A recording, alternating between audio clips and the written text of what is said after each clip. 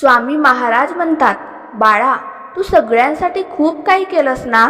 प्रत्येकाची काळजी घेतलीस, प्रत्येकाचं मन जपलंस. पण एक प्रश्न स्वतःला कधी विचारलास का, माझ्यासाठी कोण आहे? हा संदेश शेवटपर्यंत ऐक, कारण आज स्वामी तुला स्वतःची आठवण करून देत आहेत. तू कित्येक वेळा स्वतःचे दुःख लपवलंस, फक्त समोरच्याला वाईट वाटू नये म्हणून. तुला त्रास झाला तरी तू हसलास, मन दुखलं तरी म्हणालास, काही नाही, मी ठीक आहे.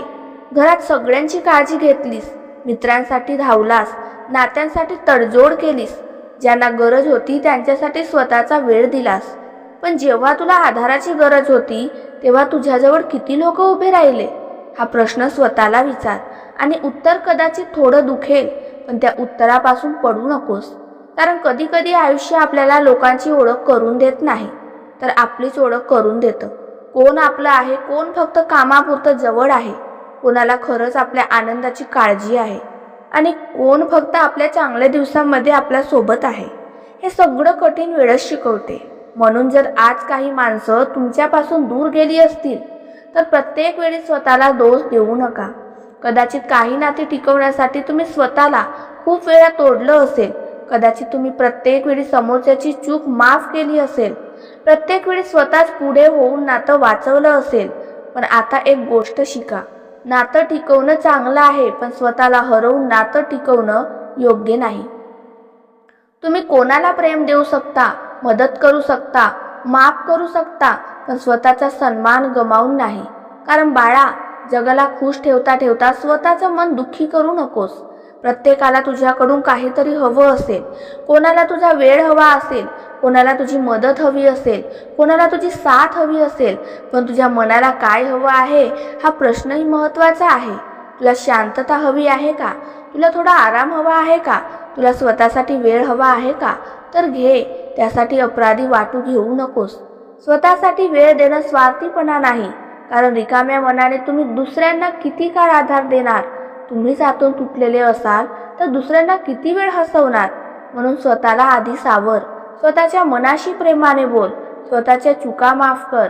तुझ्या जुन्या दुःखांना रोज पुन्हा पुन्हा जगू नकोस.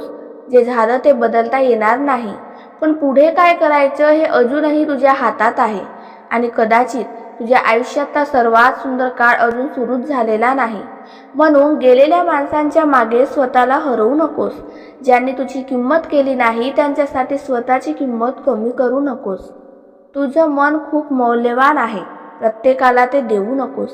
प्रत्येकावर लगेच विश्वास ठेवू नकोस, आणि प्रत्येक वेळी स्वतःची बाजू सोडून दुसऱ्याची बाजी घेऊ नकोस.